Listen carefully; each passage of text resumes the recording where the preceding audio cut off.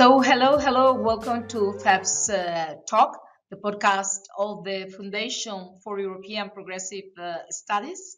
Today, with Toni Haastrup, chairing Global Politics, School of Social Sciences, University of Manchester. So, before we start our talk, I would like to give the floor to Toni to present herself, and then later on I will present myself. So, Toni, please, the floor is yours, and thank you very much for joining us in this podcast. Thank you so much, Lina, for having me on to the FEPS podcast. As Lina has said, everyone, my name is Toni Haastrup. I'm a professor at the University of Manchester in the UK. And there I do some research on, I guess, broadly feminist international politics, where I have more recently focused on feminist foreign policy, which is why I guess we're here. But I also do some work on the women, peace, and security agenda. And in particular, there, I'm sort of looking at the relationship between global North countries and global South countries, as well as looking at the ways in which feminist movements, particularly in Africa, have taken up this issue of women, peace, and security, but peace and security more broadly, specifically from a sort of Afro-feminist perspective. So thank you. It is I think that podcast come to the right time because everything that is happening in the world, well, peace is becoming far and far away more time, and also the importance that the global South is taking and need to take in this global agenda on peace and security, and obviously how feminist movement we have to be there. So let me introduce myself, why I'm also here. I'm interested on that. I'm Vice President of FEPS. I'm the chair of FEPS Scientific Council. But I'm also a university professor myself, economic history and institutions chair at the University Pablo de la Vida in Seville, where I was specialized on feminist studies, especially feminist economics. But since 2019, I'm a member of the European Parliament from the Progressive Alliance of Socialists and Democrats. And since 2024, I'm also the chair of the Committee on Women's Rights and Gender Equality. So as well, really trying to move on the agenda, the feminist agenda I have always done in my life, before more from academics and now more in politics, but also all the time trying that knowledge it is basic for decision making in politics, but also among citizens, and obviously for transforming the world in a better world, and especially a better world for women. So let's start our conversation. In this moment that I was saying before is more needed than ever before, probably because too many things are really changing. The multilateralism that we thought it will not change, this relationship between North and the global South, and rules that we thought were here to stay are not anymore working. So many things are changing at the same time. But what is not changing is that women, we are not in those decision-making places as we're supposed to be in relationship with our weight within the population, and especially power, the distribution of power, and the way we think militarism instead of security is still going in a very male dominated way. So why for that we have a feminist foreign policy as a tool. But Toni, if there is someone that is listening to us, say what's enough this feminist foreign policy, how you will tell them, what you will tell them what it's about, why it is important, especially what is so important in the moment we are going through now. So please. Thank you so much, Lina. I'm very curious to hear the answer to that question from you as well. But I guess when I'm thinking about feminist foreign policy, the thing I say when, especially when I'm describing it to my students, is that it's one approach to foreign policy. But despite the ambitions of feminists, I think it's always really important to be cautious, or at least I try to be cautious from the very onset, that feminist foreign policy itself does not necessarily lead to transformation, but it potentially creates pathways that might lead to transformation. So it is one approach to foreign policy. And I think this is really important because actually, I feel that in the optimism towards feminist foreign policy since 2014, which is when Sweden declared the first feminist foreign policy, I think we've focused a lot on the feminist part because we're feminists and less so on the foreign policy part. And I think that's really important, especially to understand what is happening in the current moment, but to also to help us move on, I guess, from some of the disappointment. And so what does that actually mean? Foreign policy is an instrument of the state, and states operate within a system of power, a system of hierarchy, a system of borders, and often one of militarization, as you stated earlier. So, how can we make this system that is endemically hierarchical actually feminist? And the argument that I have made in my own work is to suggest that I don't think actually that we can have feminist foreign policy, but we can have feminist informed policies. So, foreign policy itself, I don't think can be feminist, given that my understanding of feminism seeks liberation. And in that context of liberation, a lot of these issues that I've highlighted borders, power, militarization do not exist. So, what is it that feminist foreign policy? Because there is still something that some people call feminist foreign policy, and I don't think we can ignore that. What is this thing that is called feminist foreign policy? I think what that thing is that it has helped to, in a sense, normalize a feminist analysis of foreign policy more systematically, not just something we do within universities, but something that civil society takes up, something that states take up.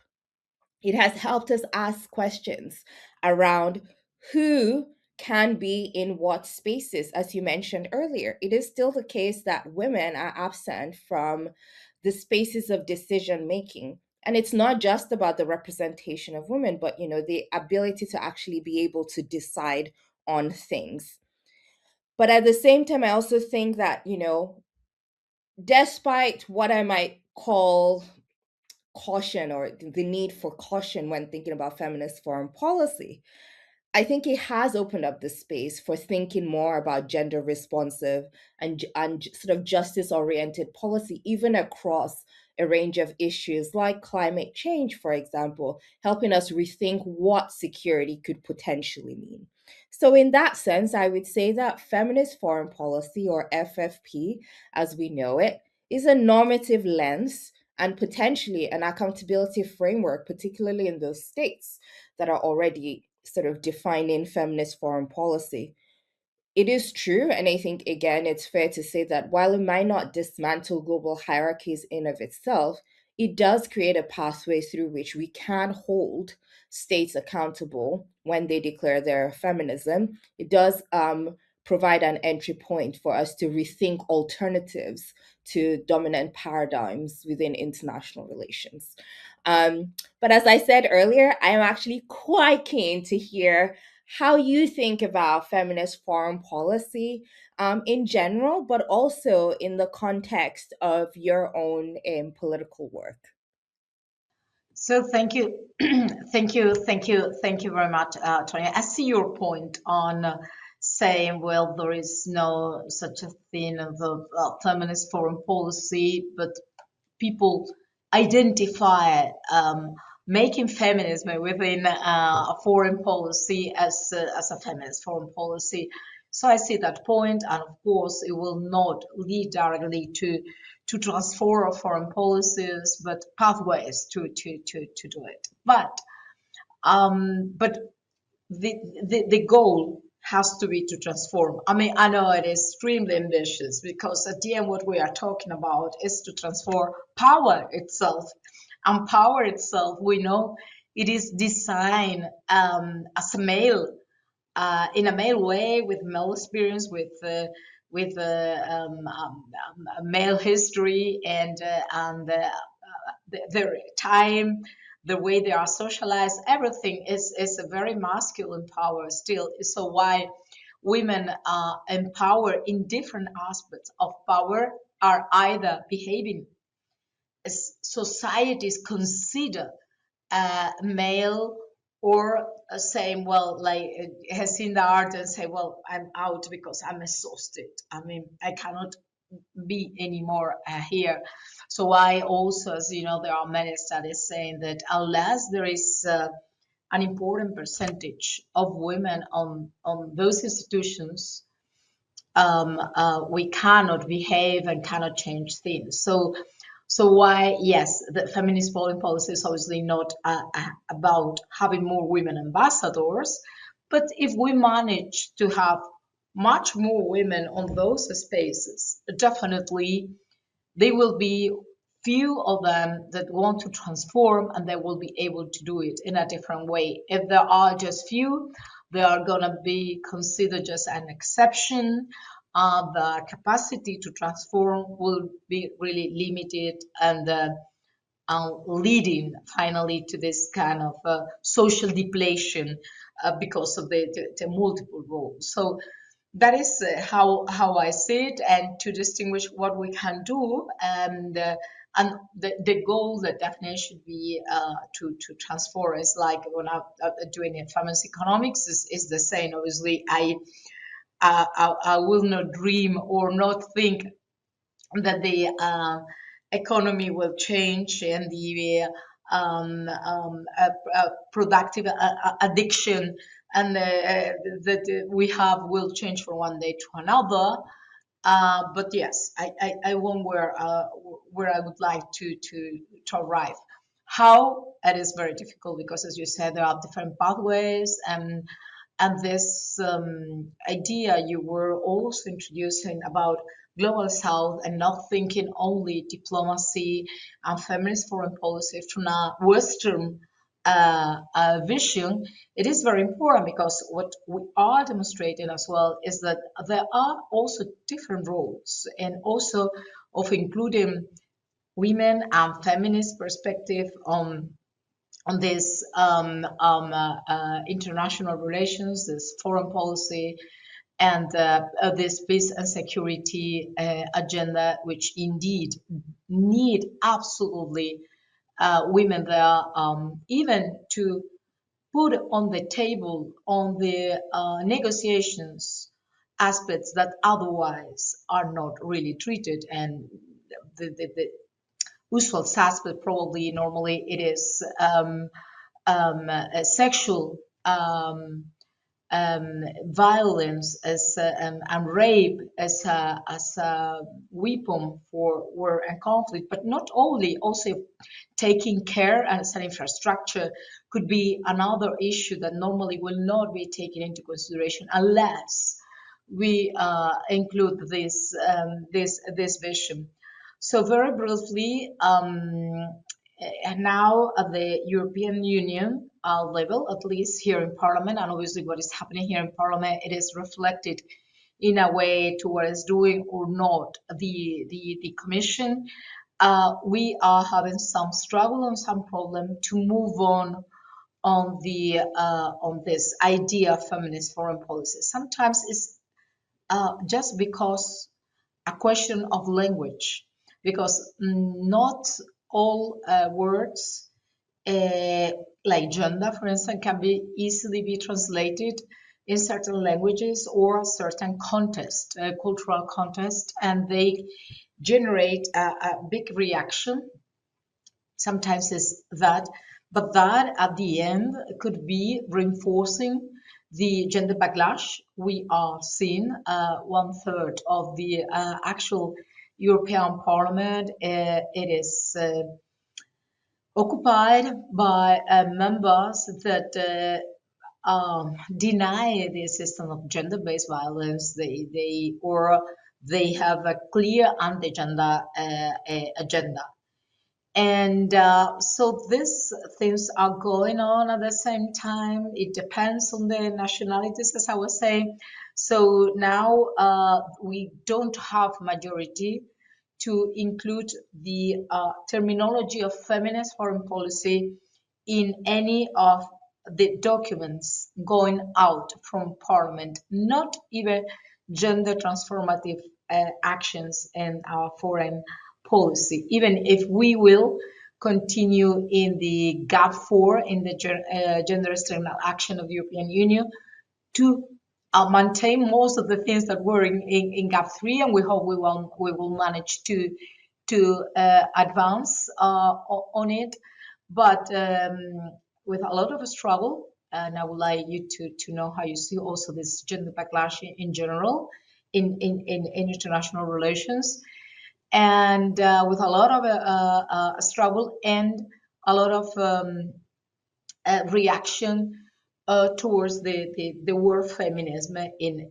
itself. I always say that it is probably because there is a big struggle against democracy, and feminism is the absolutely most radical movement within democracy all over the 20th century and the 21st century. And if you want to empty or to weaken democracy, you have to go against feminism. And now my voice is started. So Wow. Lina, we could be here all afternoon talking about all of those issues that you've raised, you know. So, been working with UN Women looking at women in diplomacy, and especially in the context of the multilateral system.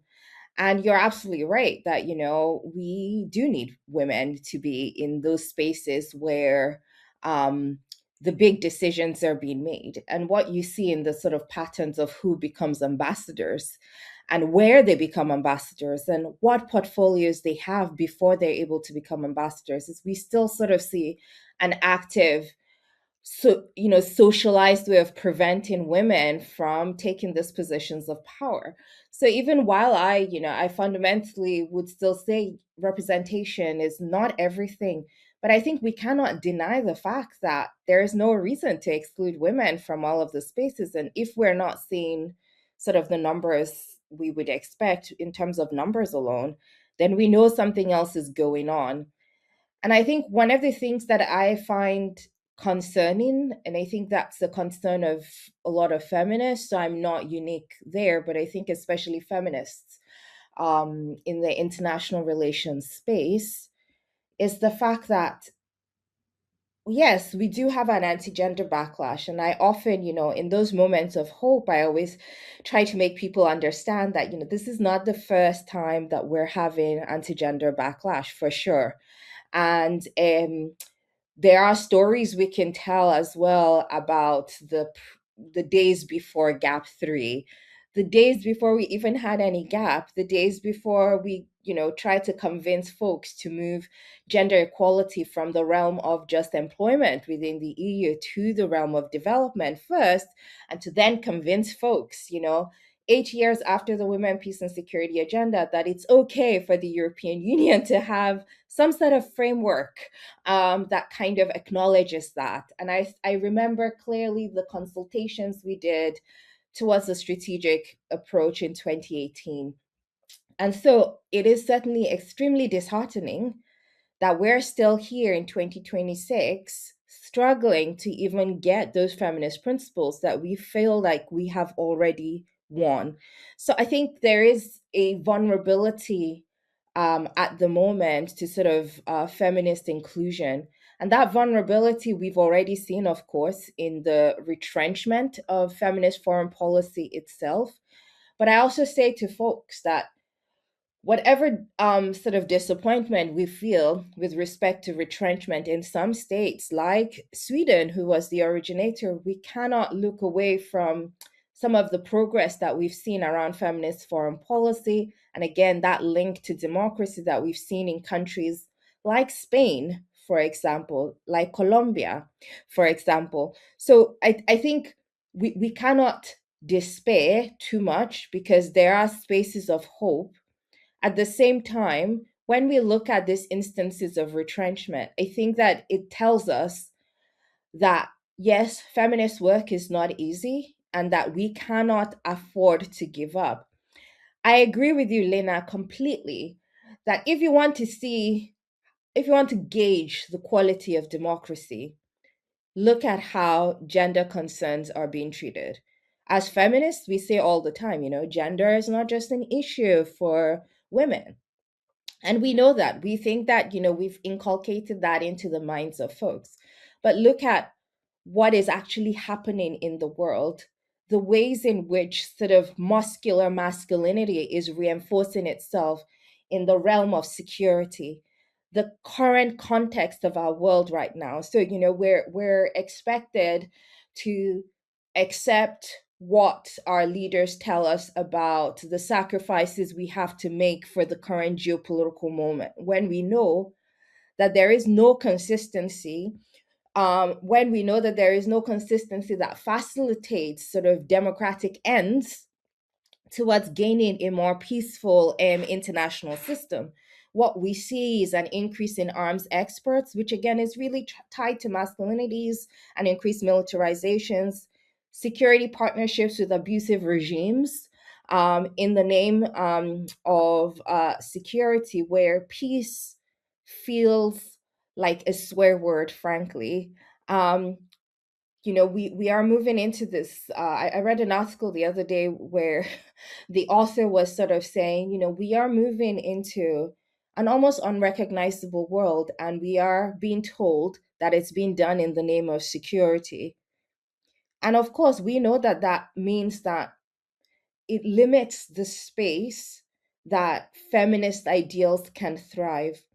But I guess for me, and again, this is linked to the work that I've been doing in terms of the relationship between the global north and the global south, I think the situation we find ourselves where we kind of have this sort of anti-gender mobilizations on steroid will simply serve to fracture even more the relationships between countries in the global north and the global south, for one main reason.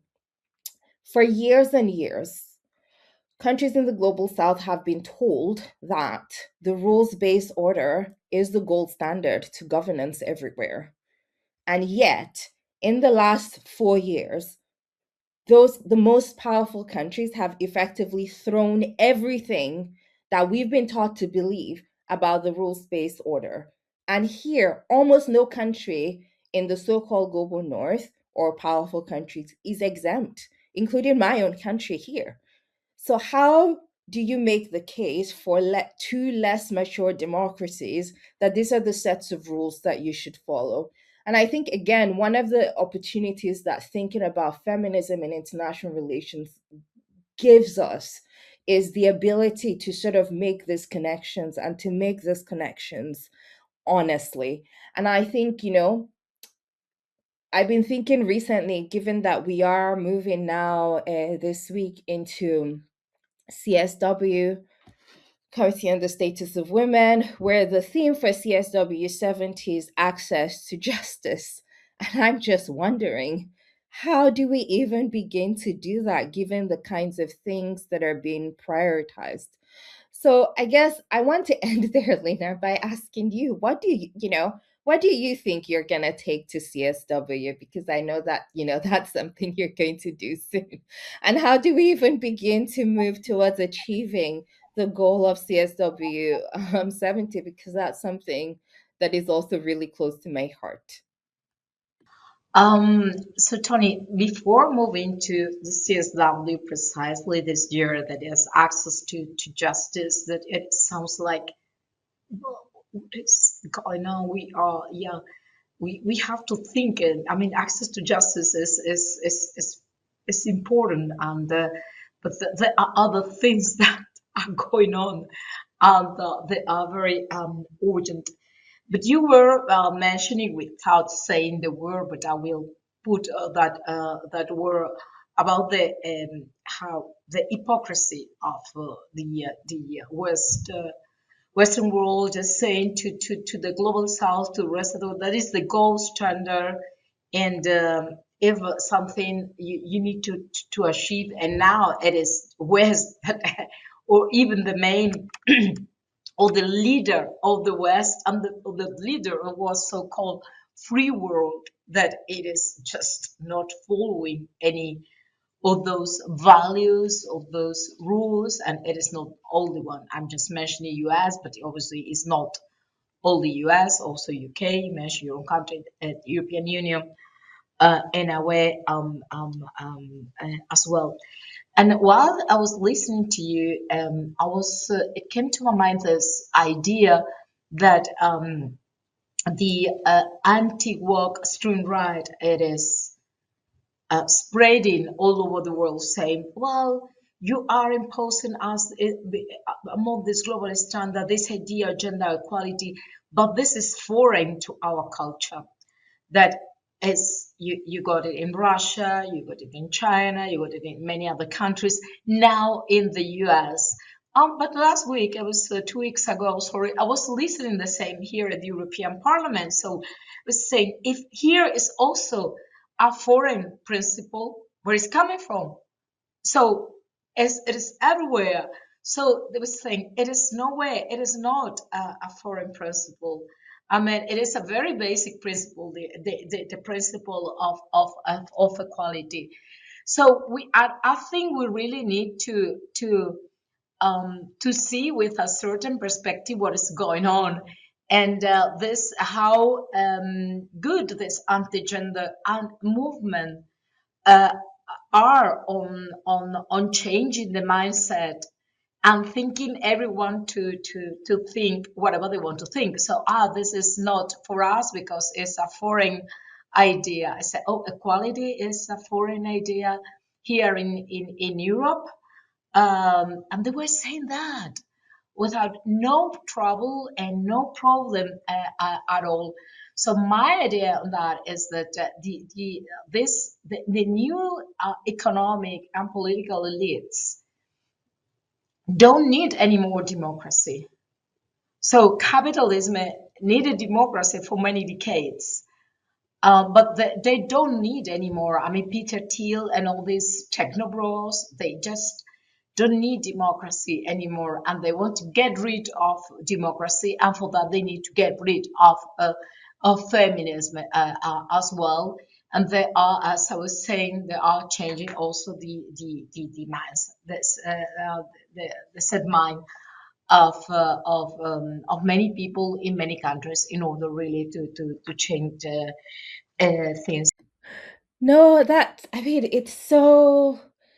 it's such a challenging space to be really at the moment, because I think one of the things that we've seen, particularly with respect to this anti-gender mobilizations, is that it is having such a negative impact in Africa as well, where we've seen in countries like Senegal recently enacting laws that have nothing to do with like the everyday bread and butter issues that people actually have to struggle with, but sort of anti-LGBTQ laws, wanting to move laws that already criminalize LGBTQ people to even harsher punishments.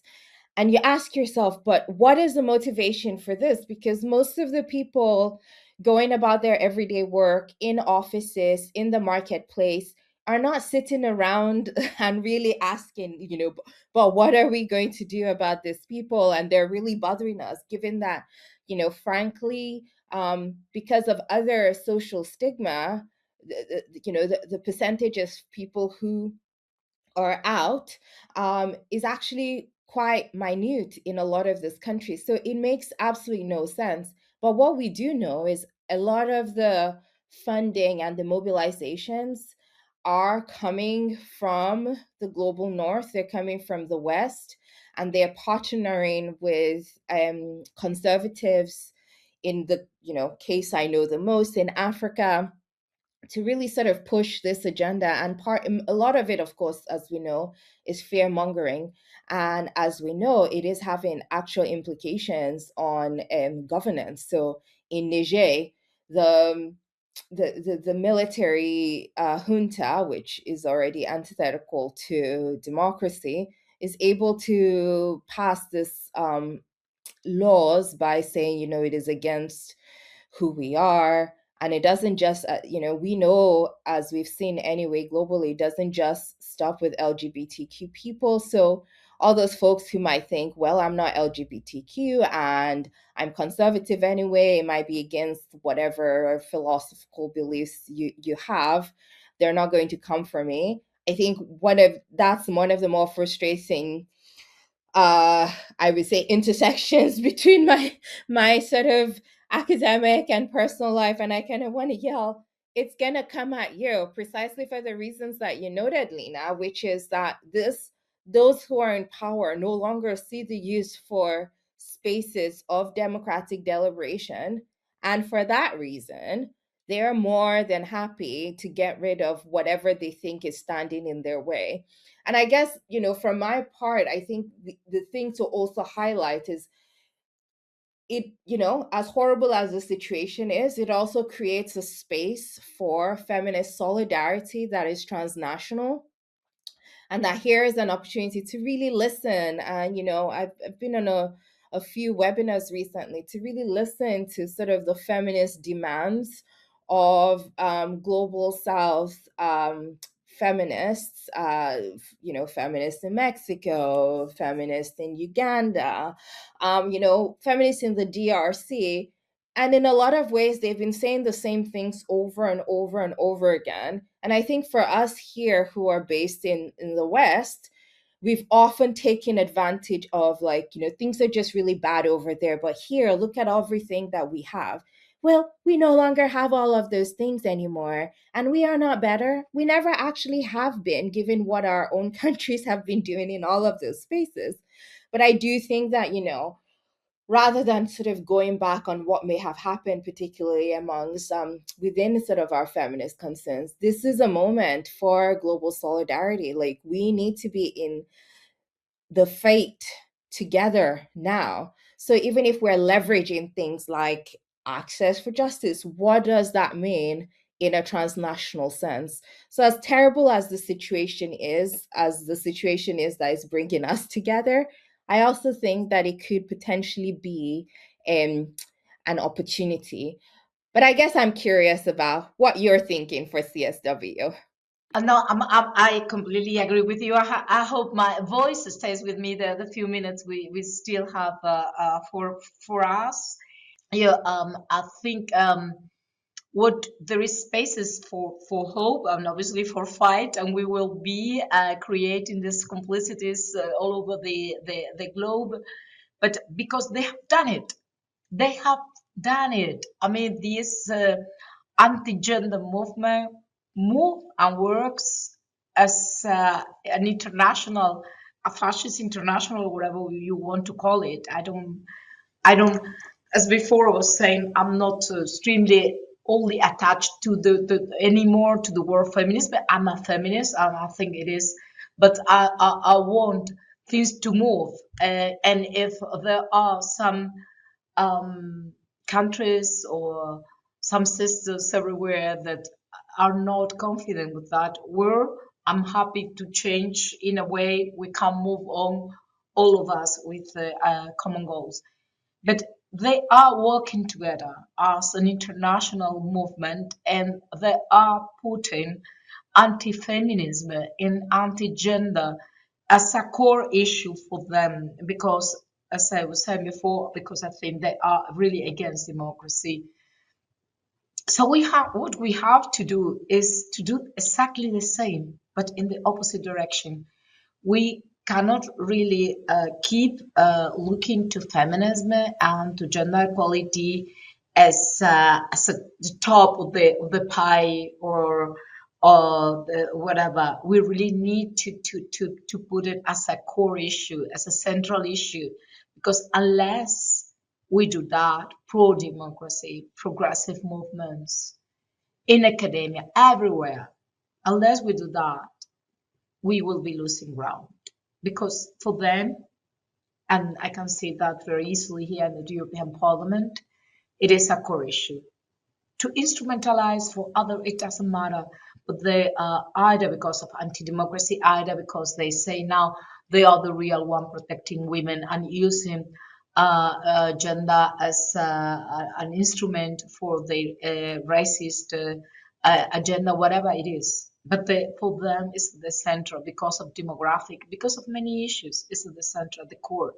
So we really need to do that as well. And for the CSW, we are bringing, I think, quite an important position. Just thinking that could shape really global norms, and how important, obviously, is the access to justice in order to enforce the rights we have, and how it is important that there is access to justice for victims to go to justice and not re-victimize those victims, for making justice all for women and for girls, and obviously as a path to equality. As I was saying before, we are not bringing the word feminism to the CSW, but we are bringing the ideas and the goals that we have a majority for that, and I think we are prioritizing cooperation over domination, values on prevention over militarization, centered on human security, and obviously sexual and reproductive health rights. So we managed to include it. We managed to go, although, as I was saying before, not including either the word feminist or gender transformative, because there are not consensus over those words anymore within the European Parliament. But yes, we back the ideas, we back the principle, and we are still there. That in last year, for instance, CSW, it was a lot of appetite for the European Union and the role that the European Union must play, and now in the international arena, on compromises and on fundings. Because we know that the US aid cuts are very dangerous. There are many women's NGOs that will not survive this year. I've read estimations that around half of women's NGOs in the world will not survive. That means that a lot of women and girls, the most vulnerable ones, will not survive either, because they will not have any more of that aid. And so this is something that we really, for me, I think that's the priority. And also the European Union is becoming more transactional in the international arena, unfortunately. So there's a struggle we have to make also here in Brussels, and not only in New York, but we have also to start to continue to put pressure on making a priority for the European Union, because I know we are the mirror in which the US and other regimes don't want to show themselves or to mirror themselves. But we cannot become US too, and we really need to stay strong in our values, in our core principles, and to translate it into real commitments in the international arena, in our external action, but also with funds, and not only because of transactional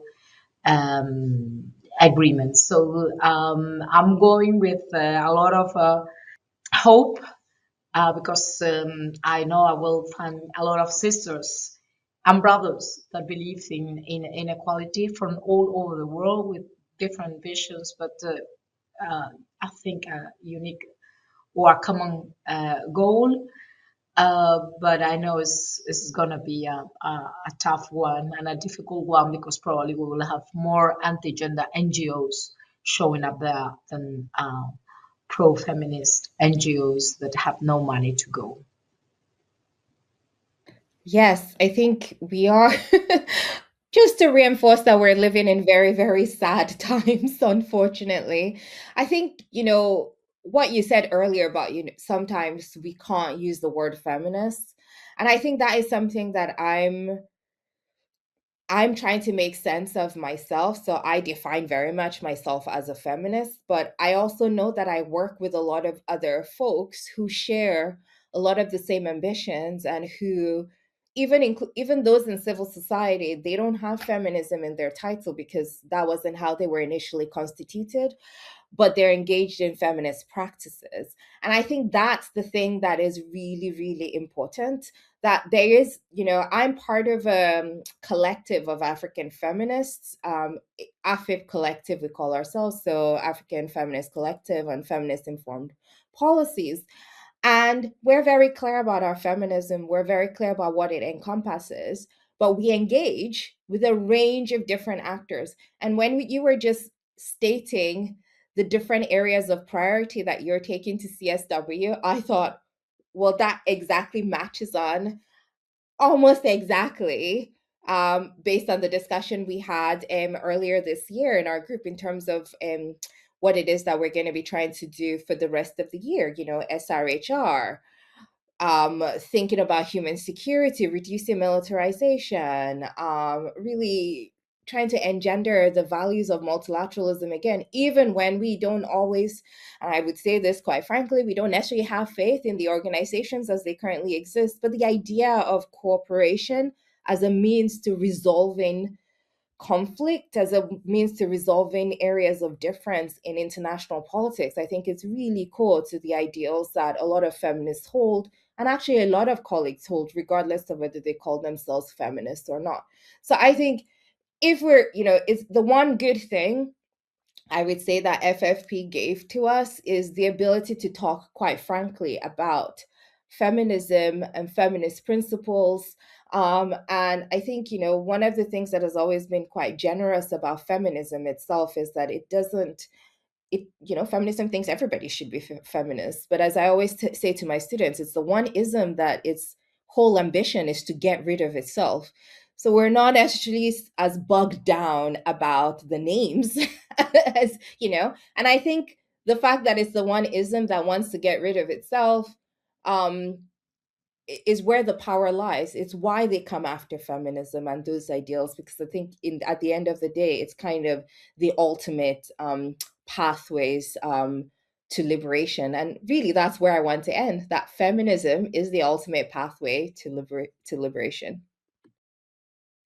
Indeed, but feminists, as you were saying, it is about the goal. It is more hierarchical, and we can even get rid of our own terminology if we achieve what we want to achieve. And this is going against also male-dominated mindset and where. So, Toni, it has been an absolutely pleasure to talk to you.